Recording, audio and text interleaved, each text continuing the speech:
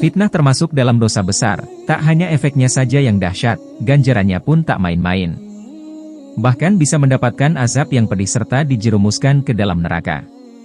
Dalam Al-Quran, Allah Subhanahu wa Ta'ala telah memperingatkan betapa dahsyatnya fitnah tersebut.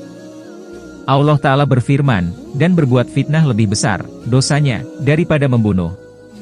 Quran Surah Al-Baqarah ayat 217.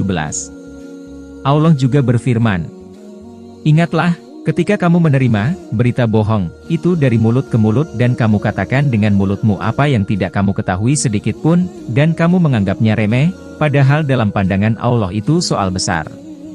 Quran Surah An-Nur ayat 15. Bahaya fitnah, dapat merugikan si pembuat fitnah maupun yang difitnah.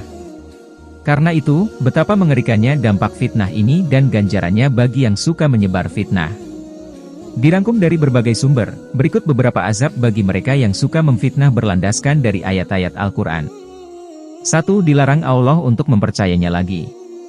Allah berfirman, dan orang-orang yang menuduh wanita-wanita yang baik-baik, berbuat zina, dan mereka tidak mendatangkan 4 orang saksi, maka deralah mereka, yang menuduh itu, 80 kali dera, dan janganlah kamu terima kesaksian mereka buat selama-lamanya.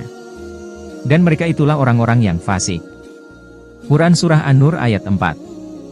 Ayat tersebut menjelaskan bahwa apabila ada seseorang yang memfitnah seorang muslim berzina tanpa adanya bukti dari 4 orang saksi, maka hukuman bagi penyebar fitnah adalah cambukan sebanyak 80 kali dan orang tersebut digolongkan sebagai orang yang fasik, yang mana kesaksian orang tersebut tidak akan diterima selamanya.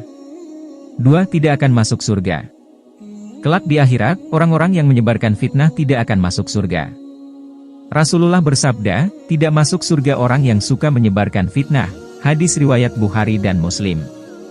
Sebagaimana bersaudara, maka kita sesama muslim hendaknya mempererat tali persaudaraan dan bukan malah sebaliknya.